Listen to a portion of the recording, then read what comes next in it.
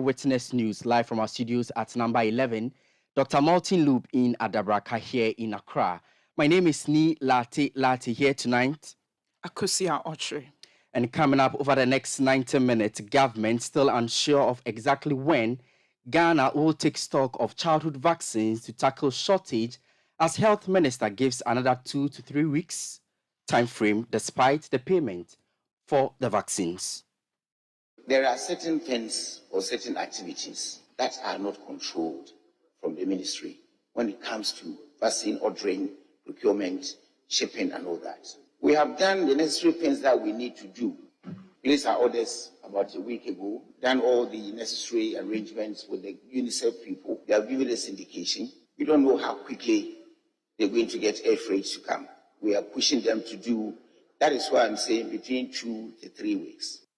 Still on Eyewitness News, respect soldiers, the response from Defense Minister over the inhumane battering of innocent civilians by the military in Ashaman. We are shaping up a country, and we are going to have some of these incidents, regrettable incidences happening there. But I will still appeal to the people of Ghana to be very respectful of people in uniform. It will help all of us. But we cannot say, I will not say anything until the committee itself and us have gone on Thursday to the place and visited the place to ascertain for ourselves. And later. Heritage cover. Heritage cover. TTBL. Guinea's Ghana. Guinea's Ghana. Sounds of excitement from patrons on Citi TV and Citi FM's Heritage Caravan in the Western region on the penultimate day of the one-week road trip. We bring you the rundown and what you have missed. Stay with 97.3 Citi FM for more on these stories and others on Eyewitness News. Eyewitness News is live across the country on Premier FM 100.5 in Takoradi Beach, 105.5 FM also in Takoradi, Greener FM 95.9 in Sunyani in the Bono region, Orange FM 107.9 in Kumasi, in the Ashanti region, Akpini Radio 96.7 MHz in Pando, Heritage FM 107.3 FM in Hoho in the Volta region. If you are listening to us in the Northern region, this is Dasuma 99.1 in Yendi, Word FM 88.3 in Zwarungu in the Upper East region, Westlink 88.1 FM Laura in the Upper West region, and Eagle FM 94.1 in Waliwali in the Northeast region. And later in business. Stakeholders in the agric value chain call for urgent measures to tackle food insecurity. That is in 50 minutes with Netele Nete Ajahu for the top stories in the world of business. Eyewitness News is interactive. Tell us what you make of the stories we are bringing you via WhatsApp on 0549 986 996, 0549 986 996. You can also go onto Facebook on Citi 97.3 FM or on YouTube, Citi Tube. We are streaming in there. Leave your comments under the comment section and then we will read them out to the rest of the world. This is 97.3 Citi FM. My name is Ni Lati here with Akusia Ochre, who brings us our first story from Parliament, where the Health Minister just spoke. Now, the Health Minister, Kwaku Agyeman-Manu, says all necessary arrangements have been made for the country to take delivery of childhood vaccines. Kwaku Agyeman-Manu says UNICEF and other vaccine producers have been informed of the emergency of the situation. Answering questions from MPs on the shortage, Kwaku Agyeman-Manu says Ghana will have vaccines in the next 2 to 3 weeks. There are certain things or certain activities that are not controlled from the ministry when it comes to vaccine ordering, procurement, shipping, and all that. We have done the necessary things that we need to do. Placed our orders about a week ago, done all the necessary arrangements with the UNICEF people. They have given us indication. We don't know how quickly they're going to get air freight to come. We are pushing them to do. That is why I'm saying between 2 to 3 weeks. We are doing all things very possible to make sure that we even get some of these vaccines earlier. But the specific time frames that we put on will be very difficult for me to assure the House to do. So I come and stand here and tell you that Friday or Saturday, and things that are exogenous from the health ministry saying we have problems. But I can give assurance that within 2 to 3 weeks, we will get vaccines to start our vaccinations with. Thank you, Very Mr. well. Speaker. So within 2 to 3 weeks, you are giving a specific time. Yes, Honourable Member for Teaching and North. Thank you very much, Mr. Speaker, for the opportunity. Since the statement has become a question and has become an answer, I rise to ask the Minister for Health whether payments have been made for these vaccines. Thank you very much. Honourable Minister. Mr. Speaker, payments have been made for the vaccines that we are anticipating. Thank you, Mr. Speaker. Mr. Speaker, I want to ask the Health Minister, at what stock level do they do the ordering? At what stock level do you do age orders or reordering? And then also give us some information on the enormity of the matter at hand, or how have you assessed the situation now, and how you are attaching some degree of importance to it.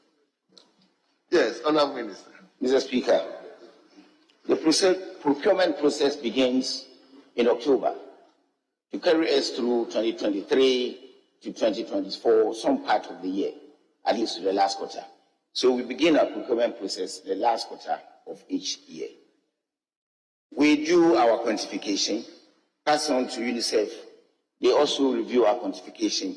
By close of December, we might have completed. We begin to make payments when we start working on these. Now, last year, we didn't have adequate funding to be transferred into dollars to ensure us that we have covered all the dollar obligations that we needed to do. So our payments delayed somewhat, and that is what is causing this particular challenge. As I speak, we have transferred for both co-funding obligation and the government-funded obligation in respect of all 2022. And even the government-funded obligation, the monies that we have transferred, like I said, will give us vaccines for not less than 6 months. And we are working very hard to take these vaccines in the country very soon. Mr. Speaker, in my answer to the question, I think I mentioned how seriously we are taking this concern and the type of things that we are putting in place to ensure that we don't have the outbreak getting through the entire country. That is what we are doing to make sure that we can all hold and contain the situation. Thank you, Mr. Speaker. Yes, Honourable Member for Menchia South. Thank you, Mr. Speaker. Mr. Speaker, I want to find out from the Honourable Minister of Health. This vaccine shortage, is it the first time? If it's not, have we ever short vaccines and we tight for vaccines? And have we been in arrears such that caused vaccine shortage in this country? And what period was it, if you could help me? As a doctor, Mr. Speaker, I know that this has become a very chronic thing in this country. Meningitis in particular has been killing people from Upper West. And before it gets to Sudan, before they even import vaccines. No, that is not meningitis. This is COVID vaccine I'm talking about. Let me answer the question. Yes, Honourable Minister. Mr. Speaker, this is not the first time we have had vaccine shortages in this country. Honourable Minister, address me, please. Mr. Speaker. So that was Health Minister Kwekwajiman Menu answering questions on the floor of Parliament on the childhood vaccine shortage. Well, I now want to bring in Kwabena Mintah Kando, ranking member of the Health Committee of Parliament. He joins us on the line.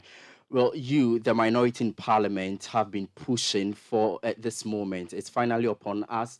The Health Minister Kwekwajiman Menu appeared in Parliament a while ago to brief the House after his press conference earlier this week. And Mr. Kando, you asked a specific question on exactly when the vaccines will arrive in the country. The minister responded and gave a 2 to 3 weeks time frame. Are you satisfied with the answer he provided? Not at all, but I'll give you the benefit of the doubt because if you recall, Citi FM, you have done so well when it comes to, bringing this issue to light. And if you recall, in as part of your engagement, the Director General for Ghana Health Service indicated about 3 weeks ago that the vaccines were going to be available in 2 weeks. Do you recall? I do. Very good. So if they indicated 3 weeks ago, but don't forget that we started recording the outbreak in October 2022, and they gave the timeline within last 3 weeks that within the next 2 weeks they will take delivery of the vaccines, and we are in the 3rd week, and now the minister is promising additional 2 to 3 weeks. You know, the rule is that once a minister answers a question, whether the answer is appropriate or not, you cannot debate the answer. But for me, I'm not satisfied. And from the posture of the minister, I do not see him to appreciate the enormity of the issue at hand, the emergency of the issue at hand. But what can we do? We will still push until we see vaccines, because all these lengthy explanations, what we need is vaccines to save the children, the vulnerable children of this country. Since the outbreak, every minute, every hour, babies are born. And they have completely been deprived of their immunization. And that's a worrying situation. But of course, we will do our best. We'll continue to pile the pressure. After 2 to 3 weeks, maximum 3 weeks, we will all be here. We will not die. We will all be here. And we'll go back to find out whether or not we have vaccines available. If indeed they bring the vaccines, we'll all be on board to advocate for parents to bring their children for vaccination and all that. We'll all be on board. Even if we have to go to the districts or regions to go and do the vaccine campaign, we'll do it. We need to save the future leaders of this country. It's very important. And you see, the minister made a statement, both on the floor of the House and in the press, that he will have to put on record that they haven't recorded any death. Let me also put on record that in some cases, it is even better for the child to die than to have a permanent disability. You realize that if some of the effects of these diseases on the child, the person could be as old as 20, 30 years, but he will still have a brain like 5-year-old child. Sometimes the person will be crippled. You understand? So the impact, the effect of these diseases on a developing baby is more dire than even mere recording of death. So for me, yes, we thank God that we have not recorded any death. But the implications, even if we have not recorded death, is also dire. And we should never be excited that we've not recorded death. That must be made clear. Well, the struggle of the health minister actually in giving a specific date or time is because of what he said or attributed the situation to what he referred to as shipment challenges. And so that's how come he's unable and let to me react to that particular statement. This it's a mark of incompetence and lack of forward planning. If we had planned ahead, because in any case, the rule is that if you are planning for, this is not COVID that we just discovered. We have been fighting these diseases since 1977. So if we had made all these arrangements last year, you have to make the arrangement for the following year. And even if the vaccines were crawling, they would have been here by now. So in lack of forward planning, it's avoidable, it's highly unacceptable. For me, it has already happened. The bottom line is that we must get vaccines to save our people. But all the lengthy explanation, there's nothing that makes sense to me. I must be very honest with you. Nothing. It doesn't make sense. At a point in time, he blamed it on poor performance of the economy. Am I the one controlling the economy? I didn't know the people who said that he had a man and that they could do better and that they had a solid team to deal with the economy. And then he went back to 2015 and 2016 where he said that there were some arrests. Unnecessary politicking. It is unnecessary propaganda, and it was unexpected of the minister. Unexpected of the minister. If there was vaccine shortage, well, the question is, were there any recorded incidents or cases of measles? And in his own statement, look, one thing we are losing sight of is that I think that the vaccine didn't get short. The shortage has been there for some time now, but we didn't realize it. Because in his own statement, he says, before we will record an outbreak of this disease, it is as a result of accumulation of unvaccinated children. Accumulation. So it means that the thing has been in the system for some time now, but we didn't know. That is all lack of planning. If you are blaming the economy for it, am I the one in charge of the economy? I am not. So it's lack of planning, incompetence, and the likes. But in fact, aside from the economy issue, he also today reiterated his earlier position as to the role COVID-19 has played in this whole global It is never immunization. true. You see, he corrected himself today. You know, if you read the statement he referred to and misled the president to also refer to, the statement was cautioning countries against this situation. The statement said that countries are prioritizing COVID vaccinations up against the childhood vaccines. And so they were warning countries that they must put measures in place to get these vaccines. So when we say the low uptake of vaccines or low vaccination, it doesn't mean that vaccines are not available. In fact, at the time, because countries were not buying it, there were excess. There were so much vaccines available. So that is not true. I've gone back. I can send you the link. I'm going to read the statement. There is nowhere in the statement that read that vaccines were not available. In that case, let me tell you that there are other vaccines that are being co-financed by Gavi. Why are those ones not in shortage? Why have you not run short of those vaccines? Are they produced in Jupiter? Are those vaccines produced in Jupiter? So that is what I have told you already. You see, we should not miss the ball. What is important is that we get vaccines. So that is my target. But if we analyze the answers and the statement he has been releasing in all humility, with the greatest respect, nothing in that statement makes any sense. And I'll be very honest with you. Well, it's good you made reference to the timelines the Director General of the Ghana Health Service also made. But the difference between what the minister said today and that of what the Director General said is that the health minister was in Parliament. He said it before the House. And so you can hold him accountable if he fails to deliver within that 2 to 3 weeks time frame he's given. No? Yes, I agree with you. But you see, what is important is that it is because not every Ghanaian can be in Parliament. That is why we are representing you in Parliament. So every Ghanaian, whether in the media, in the public, or wherever you are, you deserve to know the truth, and you deserve that respect. You deserve. The ministers and the officials or public servants must be candid when they are addressing you. So it doesn't mean that you only speak the truth when you come to the floor of the House. That shouldn't be the case. So once a public officer or a public servant is speaking, the person must speak nothing but the truth to the people. You understand? So it shouldn't be a situation that, okay, because Parliament can take you on, when you go there, you go and speak the truth. And when you come to the media, you come and say anything at all you like. That shouldn't be the case. So if the whole Director General of Ghana Health Service is speaking, it should carry weight. And if he says two weeks, it must be 2 weeks. Now we're in the 3rd week, and we haven't seen any vaccines. So for me, if he says, look, I pray to God, and I'm very, very, very, very hopeful that by the end of the 3 weeks, we'll all be alive. And I pray that we get vaccines to save the children of this country. That is my prayer. But finally, what do you make of the figures the minister provided in the House? For example, he gave a breakdown on the payments made by the National Health Insurance Authority, for example, and also clarified that $6.4 million equivalent has been paid to UNICEF to get the vaccines on the floor of the House or as a committee. This we know, and that is even what makes it more worrying that we have not taken delivery of vaccines. Because when the National Health Insurance Authority appeared before us, they said, that they have paid. They have paid.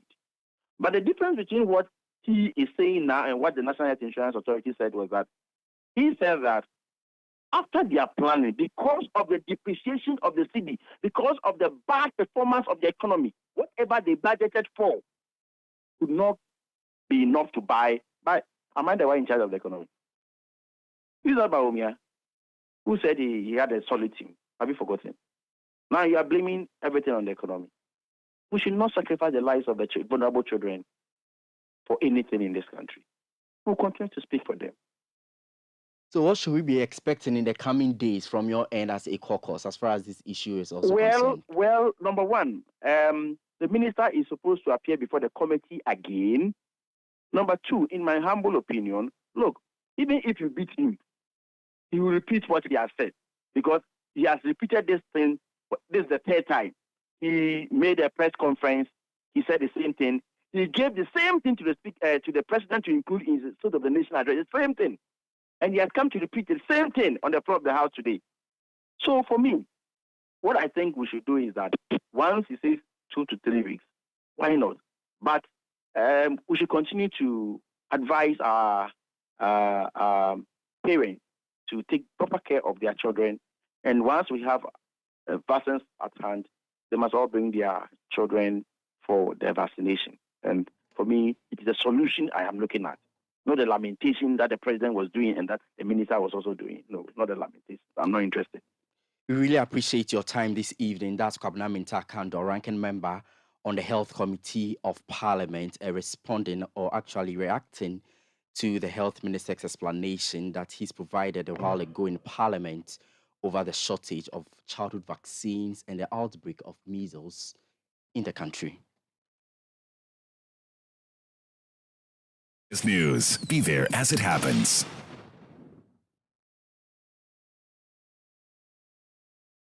Ajwapa, what's all this condom business? Oh, I've told her over and over again that she won't get pregnant, and she's still insisting. Oh, isn't she the same person who said we would not have sex till we go out for at least 2 years? Eh? For all this time? Oh, and she still can't trust me enough? Ama, when I try to do something small, no, condom this, condom that. So handsome man like me, she probably thinks I have HIV. Using a condom will protect you and your partner. Condoms are effective for protection against a wide spectrum of STIs and HIV infection. Don't take risks. Use a condom every time. Always come prepared. This advert is brought to you by the Ghana AIDS Commission. Isn't life wonderful when everything worth doing is scheduled? Hitting the stop button on your alarm just in time for your morning jog. That happy moment listening to your baby's heartbeat at the doctor's office. Or an arranged virtual meeting with that big client. Buy airtime ahead of time with scheduled airtime service on MTN Momo. You can schedule your airtime purchase of any amount, daily, weekly, or monthly by dialing *170# option 3 and follow the process. Or simply dial *170*311# for a superb airtime purchase experience. You enjoy 100% bonus airtime anytime you recharge yourself with MTN Momo. Keep on talking with that 100% feeling. So, what are we doing today? MTN. There's something special happening at Heritage Christian College. Their bustling campus is right in the heart of Amasaman, just behind the Olympic Stadium. And it will amaze you what they are doing there. Heritage Christian College is churning out academic excellence with their comprehensive range of degrees, including Bachelor of Business Administration programs, IT, and theology. Don't forget to ask about their professional programs and short courses. What makes Heritage special? Heritage Christian College takes the academic experience further than ever with 1 laptop per student, flexible fee payment, entrepreneurial training with financial support, all delivered by a caring faculty working to develop your character and your intellect. Admissions are in progress, so call today on 054 7777 731 and get accepted. For more information, go to hcuc.edu.gh. Heritage Christian College, a university educating compassionate entrepreneurial leaders. Let your voice be heard on Eyewitness News on Facebook at facebook.com/Citi97.3, Twitter at twitter.com/Citi973, and Instagram at instagram.com/Citi973 with the hashtag Eyewitness News.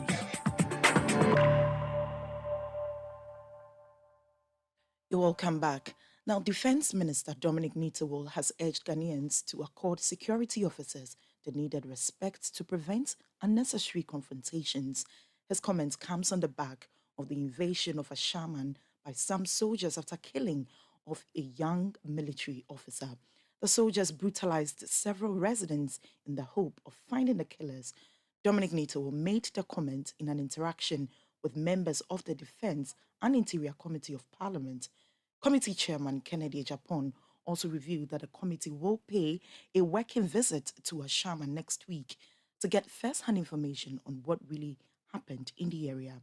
Here's the interaction between the minister and the committee. In fact, we met this afternoon, closed doors, with the Defense Ministry and the Military High Command. Then my able lieutenants, my committee members, we've met and we've come to an agreement that the members of the committee, the Ministry of Defense, and the Military High Command will pay a visit on Thursday to Ashama to dialogue with the people of Ashama as well as the Military High Command. So for the meantime, we pleaded with our honorable member from Ashama. I don't wish to be in his shoes. Normally, he's very loud on the committee, but today, what accounts will say, Bema Emre. He's so worried. I haven't seen him so down like this before, which means it has taken a toll on him, and we all sympathize with him. On behalf of the committee, we want to sympathize with the bereaved, the young soldiers' family, and also sympathize with the affected victims, those who were innocently beaten. They were not part of it, but unfortunately, they got to a scene where they were not supposed to be. Or even I heard some of them were in their various homes and they came out and beat them. I think we all have to admit as human beings that there were excesses, and therefore we sympathize with the people of Ashama. At the same time, we also sympathize with the Ghana Armed Forces for our young men taking the law into their own hands to kill one of theirs. But a situation like this, all we can say is that we need peace. We, as members of the committee, cannot inflame passions by going there to make comments that will annoy a faction. We are not to do that. Our mission is to make sure we have peace in this country. The unfortunate incident that happened, we have all condemned it. And Minister has even apologized on behalf of the military that they admit that there were excesses. So we are here to tell the media so far what the committee has also done and decision that we reached with Ministry of Defense and the Military High Command. And it's short. We are not going to make a statement on the floor of the House until we visited the scene and paid homage or courtesy to the affected victims, listen to their side of the story before we come back and make a statement. So on behalf of my committee, I want to say a big thank you for coming to cover this short briefing for us. Thank you very much. Maybe can we get something brief from the defense minister? No, but first of all, I want to thank all of you and the people of Ghana for that. Incidents like this in the life of the country do happen.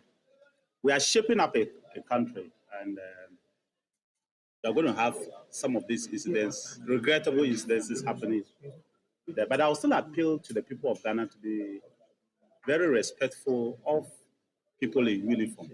It will help all of us. But we cannot say, I will not say anything until the committee itself and us have gone on Thursday to the place and visited the place to ascertain for ourselves. One of the reasons why we are not going immediately is that investigation is still ongoing. We don't want to compromise whatever investigation that will happen. And that's why we task our colleague to tone down on the statement so that we can all work together as unison to ensure that this tricky situation is brought under control. We want a peaceful Ghana, that's all. So after Thursday, you will be hearing from us. Thank you very much.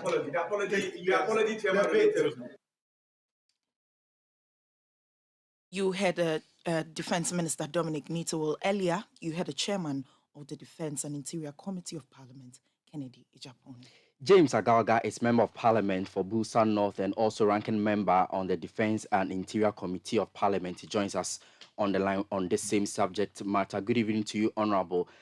Given the gravity of the situation currently at hand and the cry of these residents in Ashaiman, why would the committee wait until next week before moving to the troubled community? Hello, Honorable.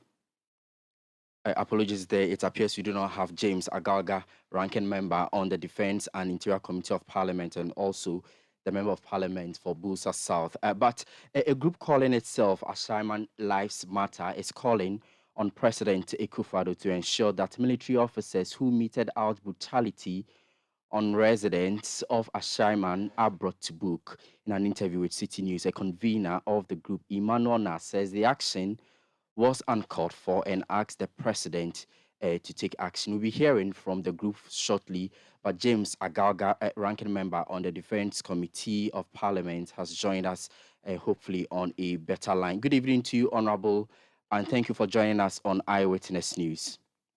Thanks for having me. Well, the committee has indicated that it will be moving to the community next week, Thursday, but I'm just wondering, because of the situation and how residents are crying for help, why would you wait till next week, Thursday, before you move to the community? Well, I think the minister in his interaction with the media in the early part of the day made it very clear that the committee took the decision not to go to Ashaiman, at a time when the police, the DI officials are currently at the scene of the commission of the alleged crime, the infliction of brutality on, the people of Ashaiman, etc. The place at the moment is, a crime scene. I mean, some investigation is ongoing. And so if the committee were to proceed immediately, we stand to compromise the investigations and their outcomes. And so, we all agreed that would wait till Thursday, by which time the preliminary investigations that are being conducted would have been concluded. Then we'll proceed to, the Ashaiman and engage with the various stakeholders, and then return to Parliament and take decisions, which would, in the long run, assure return to peace and security in the Ashaiman area. So today, when the committee met, are you able to share with us some of the issues you looked at and the way forward in terms of this particular issue? Yes, I would be constrained to just tell you a few of the issues we discussed, which can be shared. Some can definitely not be shared because of the very nature and how sensitive some of the information shared with us is. And so let me start by saying that the committee, first of all, expressed regret at the gruesome murder of the young soldier by certain unscrupulous individuals in the Ashaiman area. So we extended our condolence to the bereaved family through the military high command and, of course, the military high command itself. But after that, we demanded to know what must have occasioned the conduct of such an operation, since the military high command itself took responsibility for being the ones who sanctioned the operation. They explained to us and made it very clear that they did not go there to avenge the death of the young soldier, because they had picked up some intel, some intelligence way back, and they made certain disclosures that I cannot share for now because it borders on intelligence.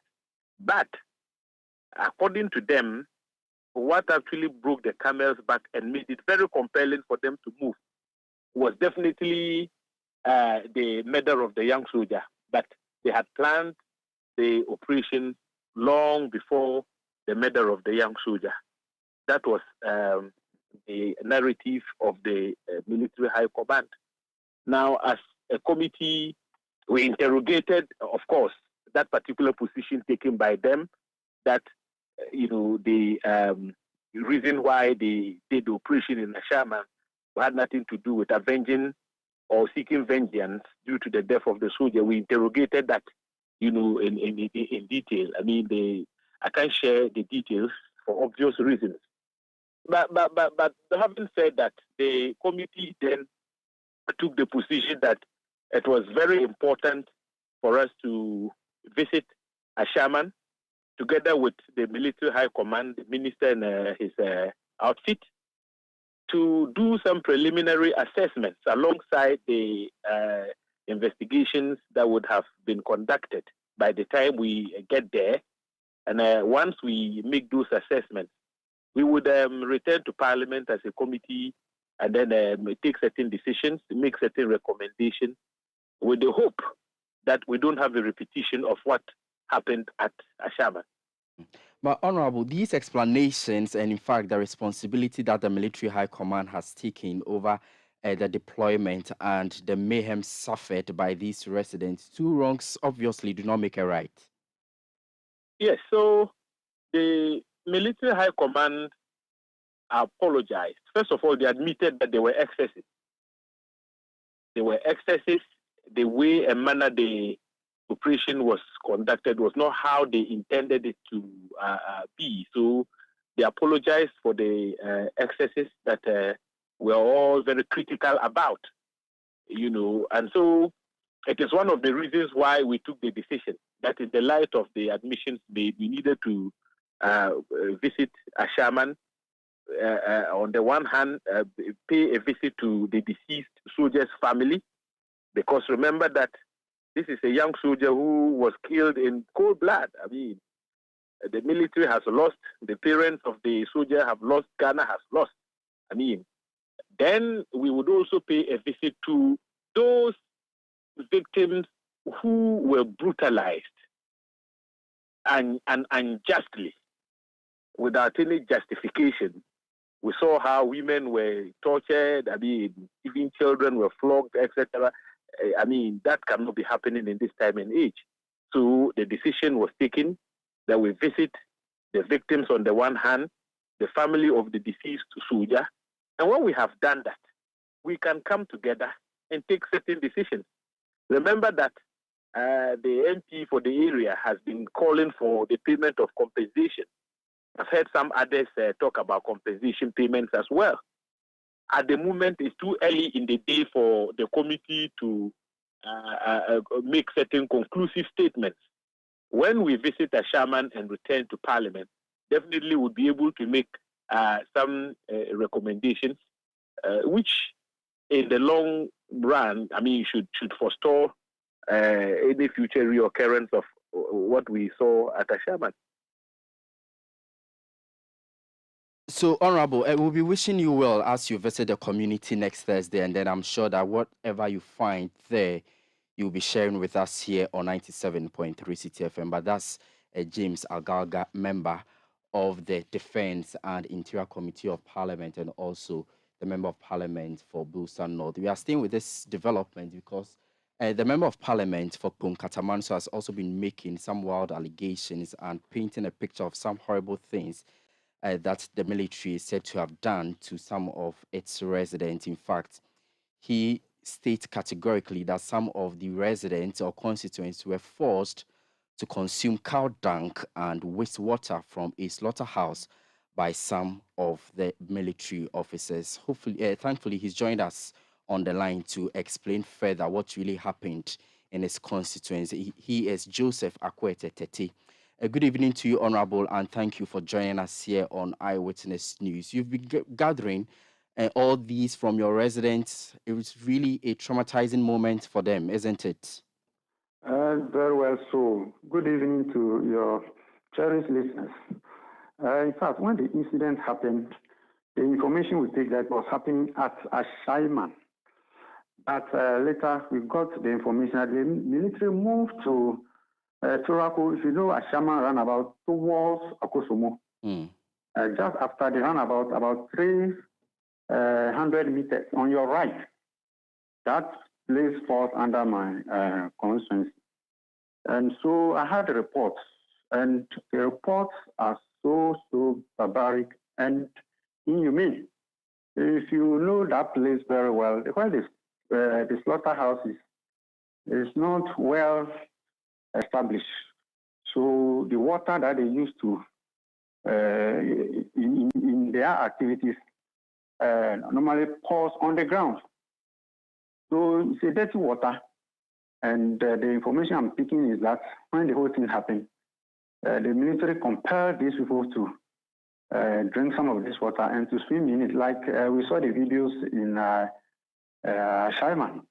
And as you rightly said, some of them were also made to consume the cow dung. And it's something that I've gotten the reports from the various varied quarters. So it's something that I cannot doubt that it really happened.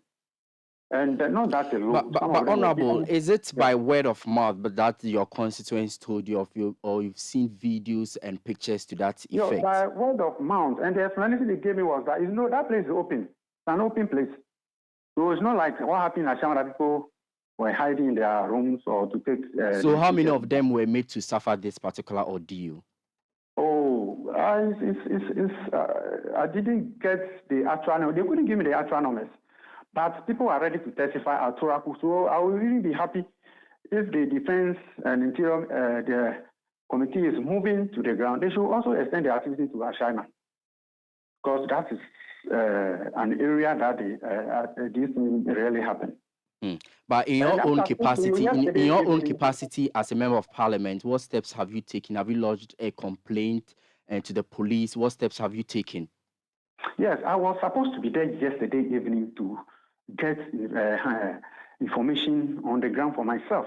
But when I called them yesterday evening, in fact, some of them were on the motor running away from the area because they learned that the military came to Ashama yesterday evening and they were extending their activities to their area. So some of them were, in fact, running away yesterday that I wanted to meet them. So the people, they are traumatized and they cannot even stay in the area to do their business activities. So where are they now? Where are they now? Come again? I'm asking where they are now, if they are unable to stay in the community. No, what is happening is that, that area is Ashama roundabout towards Michelle Camp. So this, what we call, anytime they see the military vehicle, they have to run away for fear that maybe the military are coming to their area. That is how bad the situation is. And so, as we are all calling for investigation, I hope when we all get to the ground, we'll be able to get some of this information. But Honorable, please clarify for us, is it that these persons were arrested in Ashaiman and they were taken to your constituency to suffer this particular ordeal, or these are fresh people in your constituency? Yeah, there are people in my constituency. What was their crime? Their crime is what, in fact, they extended the activity, their Shaman military, they extended the activity to the area. Most of the people from Ashama operate in that area. That's why when they bring these cattle from the north, that's where they are kept, and also that's where they do most of their operations. So they move into that place thinking they can identify some of the people there they were suspecting. And that is what actually took place. Most of the people from Ashama come there to do their daily activities. So now that you have been unable to get police intervention, are we also seeing you making a statement on the floor of the House for your constituents? Oh, sure. When that one comes out. Okay. You support it, yes. That's Joseph Akwete Tete. He is Member of Parliament for Pumkatamansu here in the Greater Accra region. Earlier, I was telling you about the group in Ashaiman that is asking the president to take action as far as this issue is concerned. Emmanuel Na is convener for a group calling itself Ashaiman Lives Matter. And the president need to bring those who came to brutalize the people to book. He must put them to order. He need to, in fact, let the military command understand that what they did is uncalled for. Then also, some of our people are still with the police, with the military. They are in the custody of the military. We are seeking for immediate release of our people to join their families. We also seeking that the president will compensate the people, but then make sure that properties that are destroyed will also be attended to. So these are a few of the things we listed. Because Ashama isn't the Ashama we used to know. Ashama is very safe and calm. Ashama, as you know, have a whole lot of people who live within and also come to do business here. So, in fact, what happened, we are condemning. Of course, we condemn the killers of the young military because he's our pride. It's the pride of Ashama. We are happy we have a military officer who will be protecting Ashama. But the fact that the sudden happening, okay, that doesn't mean they should also come to do what they came to do. What makes it very, very bad to us is just some few hours after this match, this happened. Not even up to 12 hours. Not even up to 12 hours. The police invaded Ashaiman to brutalize the people. Is that a six match we talking of? What's the meaning of the six match? The military, you mean? Yes, the military. Sorry. Just after that, the military was asked to come and do this. So why the six match? This is what is making it very bad. That people and the president need to give attention and ask questions. If we knew they will be coming to do this, we understand the military came directly from what do you call it, whole after a six match to do this. So why the six match? You're also calling for the provision of street lights. You think that also contributed to the killing of the military officer because there are no lights in the communities? You are right, and I wouldn't miss lines of saying this. I am an ASEM member, and I want to say this based on my position as an ASEM member. Ashama, let me say, Taifa community to decide is in total darkness. In total darkness. We are lobbying for street lights to be given us, and that is not holding water. Emmanuel Na is convener of a group calling itself Ashaiman Lives Matter. In a related development, the MP for the area, Ernest Henry Nogbe, has asked the people to remain calm while they seek justice. Yesterday, I met the victims of the situation, and then we encouraged them. We gave them hope. All that I want to say now is that nobody should take the law into his or her own hand. Your leaders, as an MP, we are going to fight for justice. And as we are fighting for justice, we don't expect anybody to act contrary to what we are fighting for. When you see any military man in this community, do not think he has come here because of you. Don't attack anybody. Just remain calm while we, the leaders, fight for you. Well, that's the Member of Parliament for Ashaiman, Ernest Henry Nogbe.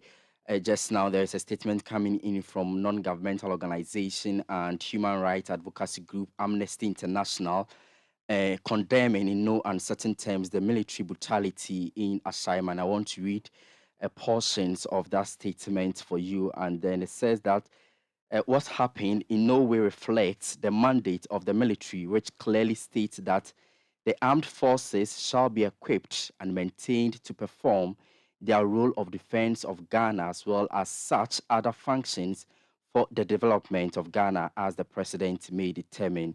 quoting the 1992 Constitution in Article 210, Clause 3. And in fact, the statement continues to say that Amnesty International Ghana is against all forms of violence and human rights abuses and condemns the violence meted out by the military on civilians. The military is to take a step back and allow the Ghana Police Service conduct thorough investigations into the unfortunate killing of the soldier.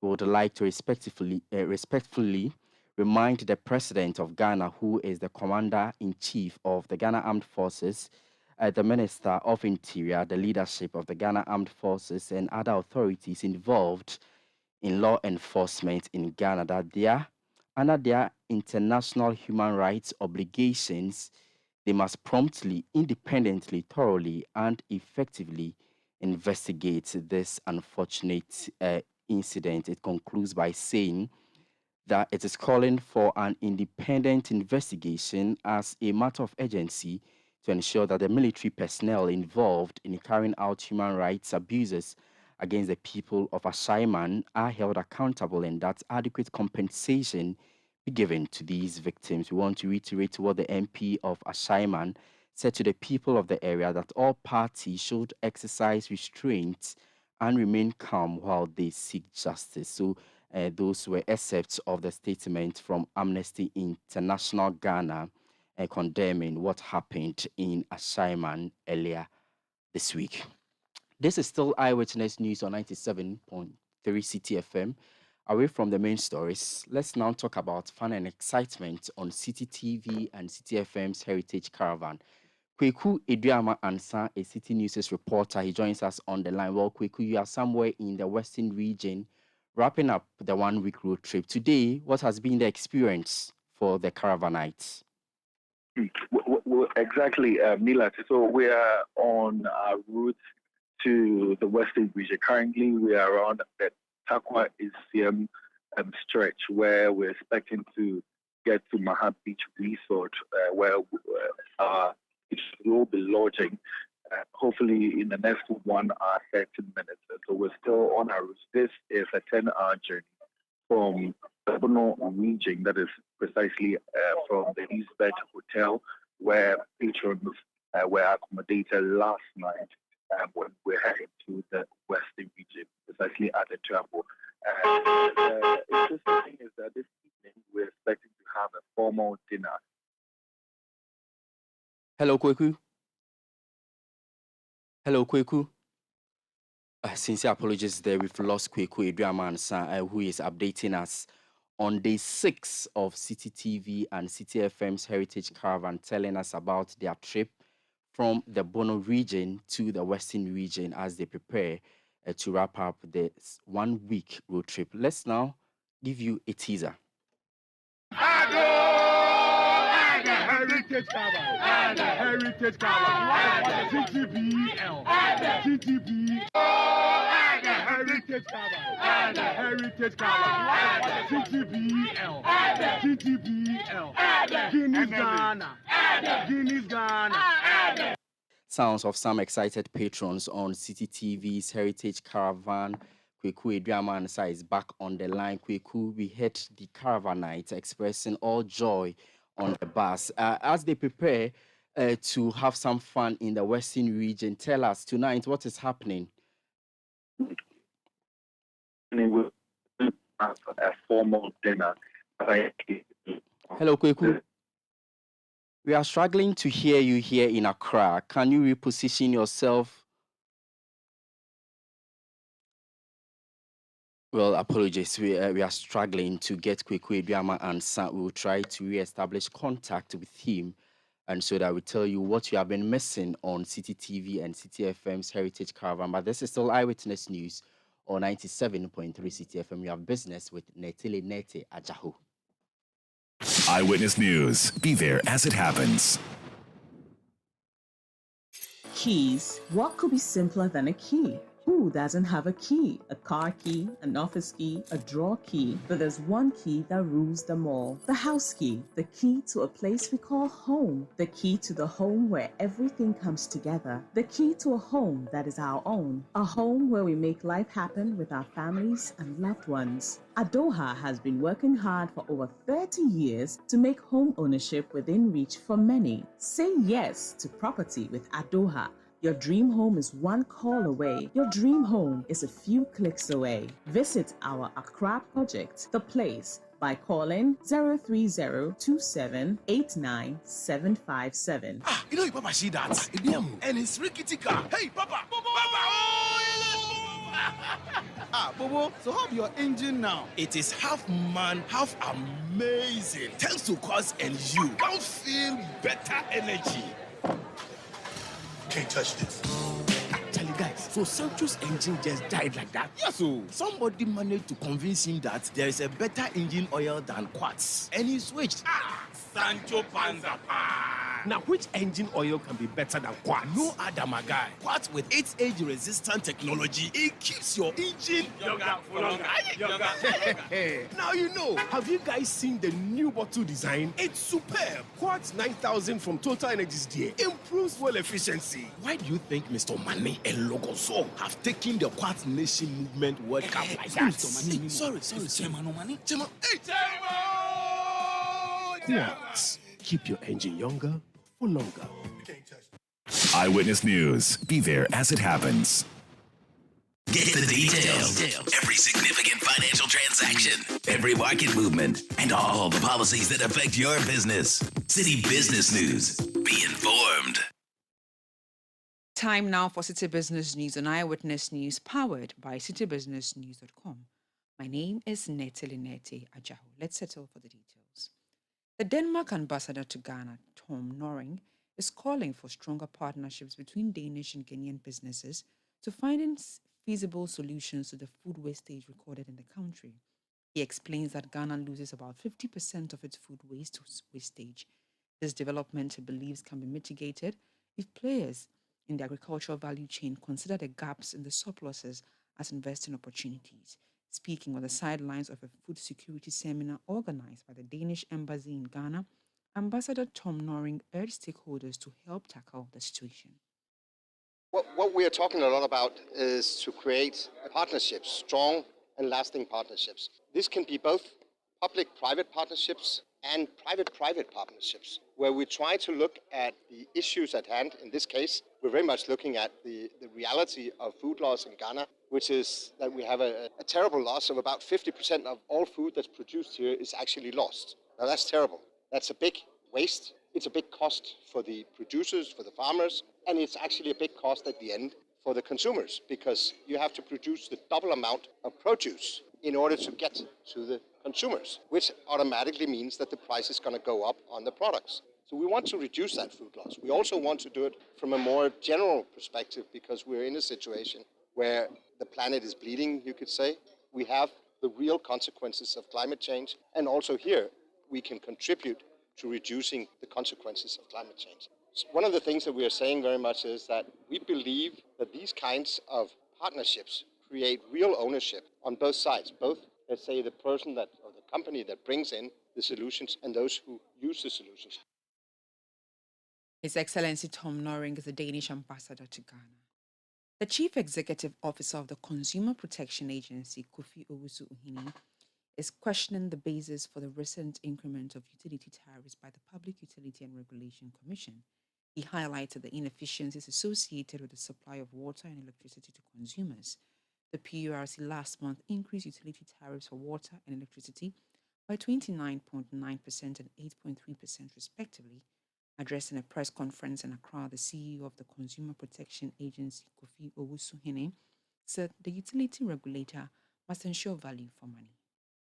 Remember last year, utilities were increased more than 4 times, but in terms of supply, it doesn't balance the supply. Just before the first quarter, that we were told that the utilities, electricity went up by, I think, 23% and water by 8%. I was so surprised that Ghana Water Company even came out to make an announcement that they are going to ration water in some of the communities in Ghana. If you are rationing the water, why are you asking me to pay more? Ghanaians can attest. We have challenges with prepaid meters. We have challenges with the app. We have a lot of challenges when it comes to accessing electricity and water. I mean, people's meters, now we are being encouraged to get prepaid meters, which most Ghanaians have accepted. But even to get a prepaid meter has now become an issue. That was the Chief Executive Officer of the Consumer Protection Agency, Kofi Owusu Hene. As the world marked International Women's Day yesterday, players in the agribusiness value chain are calling for innovative strategies that will facilitate easy access to finance for women within the sector. They explained that the collateral system demanded by banks usually placed the women at a disadvantage. In an interview with Citi Business News, the immediate past vice president of the agri sector of the Association of Ghanaian Industries, Fatima Ali Mohammed, urged players in the banking sector to offer lucrative loan packages for women. Women are more disadvantaged. This is a challenge across the continent, not only prevalent to Ghana. But for women, again, we go back to the first conversation that I have had, where it comes to this whole thing of the patriarchal approach in terms of ownership of land. How does a woman go into a bank or any other kind of institution and say that I'm willing to provide collateral or I'm willing to provide something that can show that I will pay back? Research has shown by various institutions, whether it's the IFC, the World Bank, and everyone else, that when you lend money to a woman pays it back immediately because she has fear of losing the roof over her head, losing whatever little she has. So they tend to be good payback individuals or even as a sense of community. So this is a big challenge, and we're now seeing certain banks, I would not want to mention them by brand on here, but there are certain banks now that are setting up desks that are supporting women in agri and are seeing that there is going to be a new approach that needs to be taken. We can't go with a typical banking lens, of trying to scrutinize people's books and how much income they have and what collaterals they have. We need a complete overhaul in terms of the thinking of how to finance agri and specifically women. That was the immediate past vice president of the agri sector of the Association of Ghana Industries, Fatih Ali Mohammed. The Ghana Enterprises Agency, GE, has launched the Business Integrity Project as a means to combat corruption within small and medium enterprises led by women. The project takes a multi-sectorial approach, incorporating advocacy and business development services to streamline processes for these enterprises. The initiative is a joint effort with the Alliance for Integrity and the Federal Ministry for Economic Cooperation and Development. During the event, CEO of the agency, Madam Kosi Yankee Aye, emphasized the importance of collective action in the fight against corruption. So the Business Integrity Project is a partnership between the Government of Ghana through Ghana Enterprises Agency and the Federal Ministry of Economic Development and Cooperation through the German Development Corporation, GIZ. And the Business Integrity Initiative was actually a program through the Alliance for Integrity, which really metamorphosed in us designing a project to support women entrepreneurs, which was then supposed to be embedded within Ghana Enterprises Agency. The idea behind the Business Integrity Initiative is to provide an opportunity for women SMEs to be able to work in a transparent, in a supportive, in a corruption-free environment so that they can grow their businesses, access better markets, and they can support the economy. One of the challenges we've seen and we face is that a lot of these SMEs are faced with various challenges. But through the Business Integrity Initiative, one of the things we're focusing on and we're saying is that the challenge of all that we're facing is the lack of collective action. And that to be able to address all the challenges we face, we need collective action. We need to work together. It is not one person's problem. It is not government's problem. It is not a CSO problem. That was the CEO of the Ghana Enterprises Agency, Madam Kosi Yankee Aye. And that's it for Citi Business News on Eyewitness News. It was powered by your most comprehensive business website, citibusinessnews.com. My name is Neteli Nete Ajahu. Up next is Point Blank. Let your voice be heard on Eyewitness News on Facebook at facebook.com/Citi97.3, Twitter at twitter.com/Citi973, and Instagram at instagram.com/Citi973 with the hashtag Eyewitness News.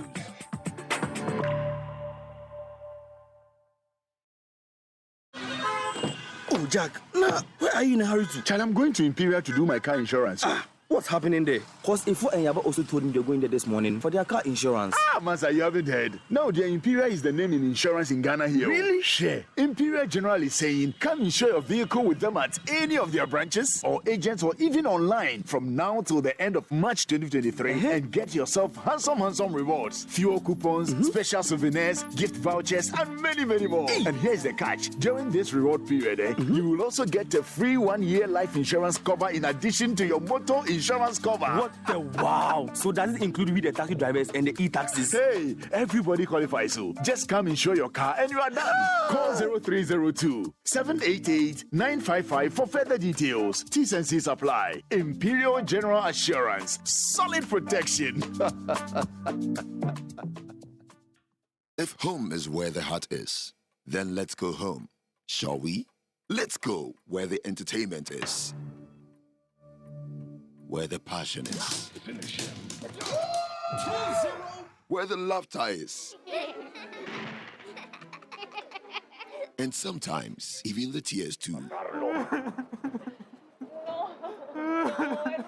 Let's go where we feel safe enough to share our opinions. And send tweets. Where we do that embarrassing little dance to our favorite song. Let's go home where the love, the care, and the joy live. There's no place like home. Connect your home to super fast internet with affordable data bundles from MTN Home. Visit broadband.mtn.com.gh or your My MTN app to sign up today. MTN. Eyewitness News. Be there as it happens.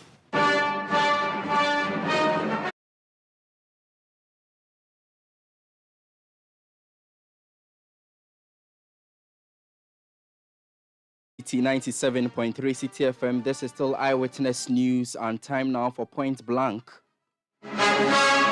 Tonight on Point Blank, we take you back to Parliament for excerpt of the debate on President Akufo-Addo's 2023 State of the Nation's address that he delivered yesterday. Moving a motion for the commencement of the debate on the presentation, the Deputy Majority Leader, Alexander Penyomarkin, said despite the economic challenges, the government and the president have been candid with the citizenry.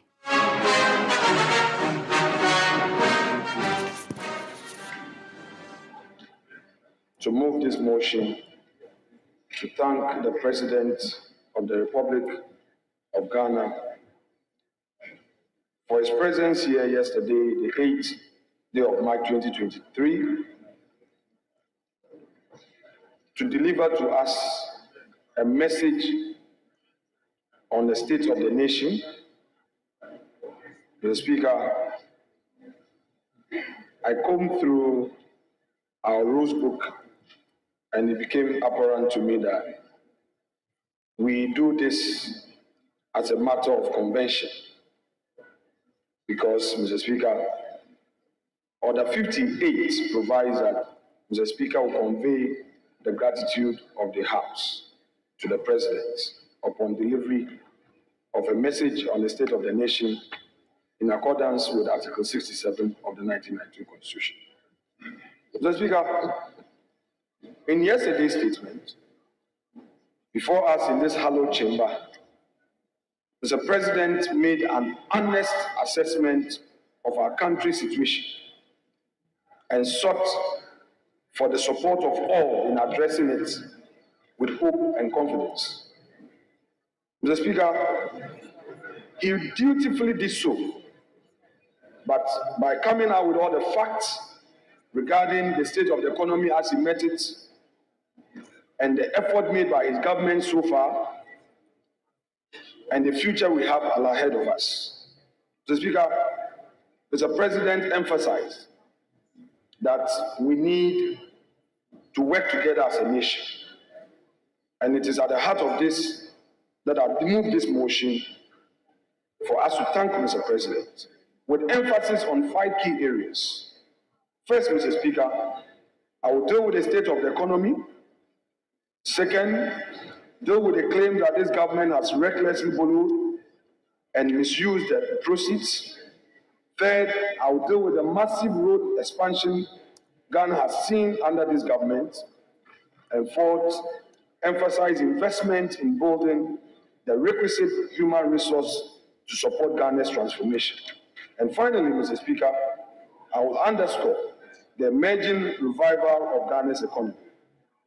But it is important, Mr. Speaker, to indicate that prior to the coming into office of the MPP administration, we had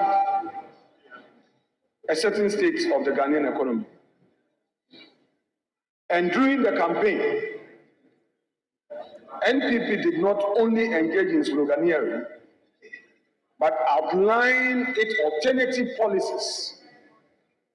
And these alternative policies included free SHS, free training college allowance, free nursing training college allowance, and above all, the NPP administration promised Ghanaians that then high utility tariffs will be reduced. Again, the NPP in opposition made a strong case for a reduction in taxes as well as waiver of certain levies that the NDC had imposed at the time. Mr. Speaker, true to the words of the NPP when it assumed office in 2017, efforts were made immediately to introduce the free SHS. And there's no doubt on our minds as a people that the free SHS has really helped the many who otherwise will not have had the opportunity to benefit from secondary education. Mr. Speaker, I use myself as an example, how I struggled to complete St. Augustine's. But for the bursary introduced by Dr. Parkway Sindo, I wouldn't have completed St. Augustine's College to be here serving the people of Ifutu. And I know there are thousands of Ghanaians who, as a result of poverty, could not benefit from secondary education. So therefore, Mr. Speaker, if today the chorus out there is that government has spent so much, what Mr. President is telling Ghanaians and is telling the cynics is that we have introduced a major social intervention program, which in spite of the challenges we face as a country, we are still implementing successfully. Mr. Speaker, again, utility tariffs, especially electricity, was a major burden on Ghanaians. The NDC at the time had said, because of the high cost of production, it could do nothing about it. In spite of all the calls by Ghanaians for a reduction in electricity tariffs, the then President, John Dramani Mahama, was clear that given the circumstance, he could not reduce tariffs. But the record bear out that today, when the MPP assumed office, steps were taken and major announcements were made from 15 to 30% reduction. Households enjoyed rebates on electricity tariffs. Industry enjoyed rebates. So, Mr. Speaker, this is an honest government which walks the talk, which says and implements, which does not limit itself to campaign sloganeering. Mr. Speaker, let me come to taxes. I would not want to go into specifics to bore you, but I would want to rely on Hansa to say and underscore that all of us were witnesses to the many taxes that we abolished, the many taxes that we reduced when we came into office in 2017, 2018, 2019. As a house, we know what the government did. This is a government that did not undertake a journey to burden Ghanaians. This is a government that undertook a journey to relieve the Ghanaians of the burden that they were enduring under the previous NDC administration. But Mr. Speaker, here we are, COVID struck, Ukraine-Russia war, which we never expected, which is affecting global economic trade, is hitting us as a country. Ghana is not an island. Yet, the very people who had an opportunity for 8 years to transform lives and could not, are the same people who are criticizing. I dare challenge them that in spite of the crisis we find ourselves, of which the government of Nana Akufo-Addo has made every effort to keep our lights on, in spite of all the challenges we face, the government has made effort to sustain the free SHS program. What is the alternative? What is the alternative? Yesterday, the president was very honest in admitting that we are in crisis and called on all of us to join him in solving the challenges we face. As a government in waiting, as a major opposition party, have they been able to tell us their policy alternative? Have they been able to tell us what they are going to do to make life better? But Mr. Speaker, the only thing they've been clear and unambiguous on is Article 71. The only thing they seem to be clear is a populist slogan of dealing with Article 71. And even so, Mr. Speaker, they are under the impression that it is only the executive that benefits from Article 71. Mr. Speaker, they have forgotten that Article 71 has to do with the judiciary and other arms of government and not only the executive.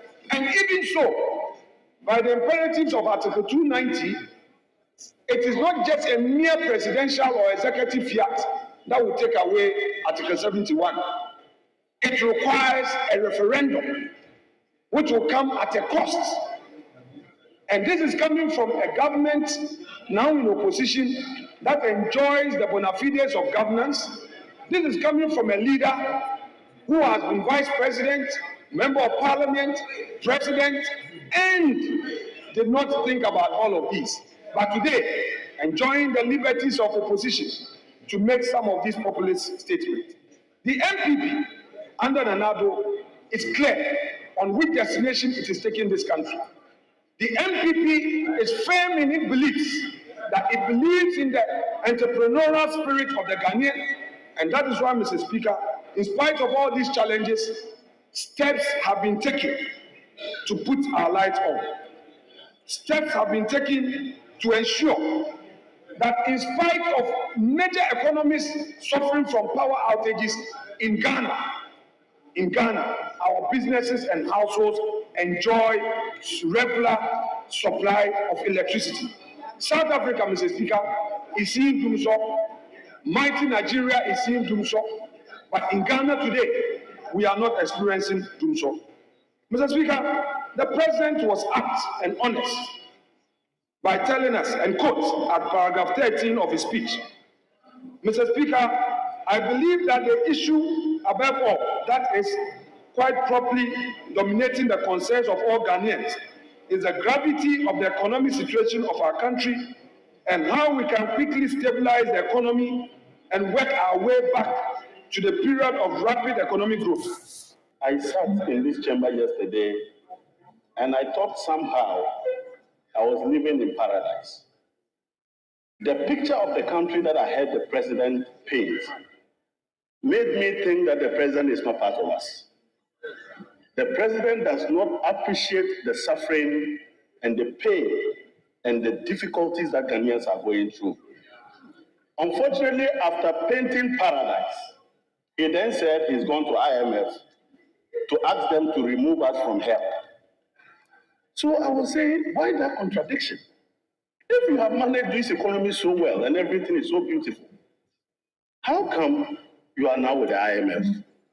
Not that you are just with IMF, but you don't even qualify to be given a loan by the IMF unless you decide to take people's monies that they have given you that you have refused to pay from them.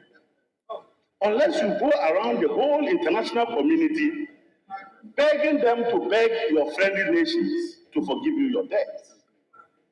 But Mr. Speaker, the sovereignty of a country resides in the trust and the credibility of that country. And that when a country borrows, your biggest pride is your ability to pay. Immediately you get to the point where you say you cannot pay, you become a country of straw, and your sovereignty means nothing to the investor. And that is where we are as a country. Mr. Speaker, I heard the president try to compare what he inherited in 2016 to the economy that he managed. Mr. Speaker, let me put it on record that in 2015, 2016, our neighbors and the global economy went into recession. Our neighbors, Nigeria was in recession, Congo was in recession, Ghana was never in recession. And if you understand what it is to record 3.6% when your neighbors are in recession recording negative growth, you will salute His Excellency John Dramani Mahama for prudence and better economic management. But Mr. Speaker, we did this. We did this without borrowing 1 penny from the Bank of Ghana. For you, you are borrowing 55 billion in 1 year from the Bank of Ghana. You borrowed 35 billion in the previous years from Bank of Ghana. Cumulatively, you borrowed 90 billion of printed money at the Bank of Ghana. His Excellency John Dramani Mahama delivered this economy that was in recession across the globe without taking a penny from the Bank of Ghana. And I want you to learn from the good example of John Dramani Mahama. And if they don't, the IMF will impose it on you that you should not borrow again from the Bank of Ghana. Mr. Speaker, the economy that they inherited in 2017 was such a solid economy that they raised all the money to finance the budget from Ghana without going to the Eurobond market. How can you inherit an economy that finances your budget fully, that gave you all the money that you need, and you didn't have to go to raise Eurobond money, and yet you said that was a damaged economy? When you now start developing your proper economy, you started going to the Eurobond market to take $3 billion a year. $3 billion a year. And you were borrowing as if it was free money until the economy crashed. And you realize that there is no free lunch and you need to pay. But Mr. Speaker, in the same period that His Excellency John Dramani Mahama ran this economy, in 2016, he invested 3.4% of the total GDP on infrastructure. So when we call John Mahama the king of infrastructure, that is the evidence that people know. Unlike you, who will come and say you have constructed kilometers of roads without mentioning those roads, John Mahama will mention a hospital just here at the bridge. We will mention the University of Ghana Medical School. We will mention clear facilities, and we don't count our infrastructure in kilometers because we want you to identify the roads. You even come to my region and you still talk about kilometers. Can't you point to the road? And it's strange that you would make the argument that because the Minister for Roads is busy answering questions every Friday in Parliament, which is a sign that the roads are not being done, that is why he's always here. If the roads are done, he won't be here. It is because the roads are not done, he spends all his Fridays in the chamber and not at the ministry because he must answer why he's not developing our roads. Mr. Speaker, when you manage an economy, you manage an economy not just for growth, you manage an economy within sustainable framework. You must make sure that your fiscal framework is so sustainable that you can continue to generate the growth for several years to come, not for some years to come. Mr. Speaker, I feel very, very, very, very sad that yesterday the president lost the opportunity to rally the nation. He was supposed to present the State of the Nation address and not the State of COVID address to the people of Ghana. What the president did yesterday was to blame COVID for everything and exonerate himself. That is what the president did yesterday. But unfortunately, for the president, we will debate the State of the Nation and we'll set the record straight. And I want to set the record straight from following on from what the deputy majority leader said. He said that President Mahama said he cannot reduce electricity. Deputy majority leader, you might want to check the archives. What you said is completely false. In June 2016, we reduced electricity tariffs by 50%. That is a fact. Because we can have our own sets of opinion. Because I quote from another source, President John Dramani Mahama has been commended for taking a bold and excellent initiative in reducing the much criticized electricity tariff. Source, Ghana Business News, that is one. Two, Ghana News Agency. Mr. Speaker, we speak with facts. On this side of the house, we speak with facts. We just don't argue. And so when I point the facts to you, what you have to do is to contravene these facts with facts. I've given the source, I've given the dates, and I've given the media houses.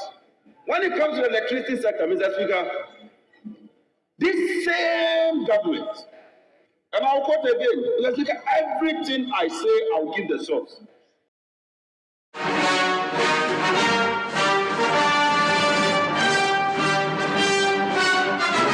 And so we heard portions of the debate in Parliament on the 2023 State of the Nation's Address as presented by President Nana Addo Dankwa Akufo-Addo. And that's it by way of today's edition of Eyewitness News on 97.3 Citi FM. The show was produced by Kobna Wilson, Beverly London, and Sami Riafe. Technical support coming in from Daniel Squashi. My name is Ni Lati. We return tomorrow with another edition of Eyewitness News on 97.3 Citi FM. Have a good night.